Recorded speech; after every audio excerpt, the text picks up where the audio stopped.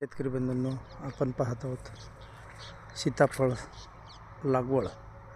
ही लागवड 12x8 वर केली आहे व हिला माऊली बायोटेकची ट्रीटमेंट दिली आहे. त्याच्यामुळे याची फळांची सेटिंग बघा व कशी फळं व्यवस्थित. हा 4थ्या वर्षाचा बाग आहे. हा पूर्ण आपण यावर्षी सीताफळ नियोजन केल्यामुळे, छाटणी घेतल्यामुळे सिलेक्टेड फळं आपण झाडावर ठेवले आहे. आपण बाग पाहतो व त्याच्यामध्ये आंतरपीक झेंडूचं घेतलं आहे.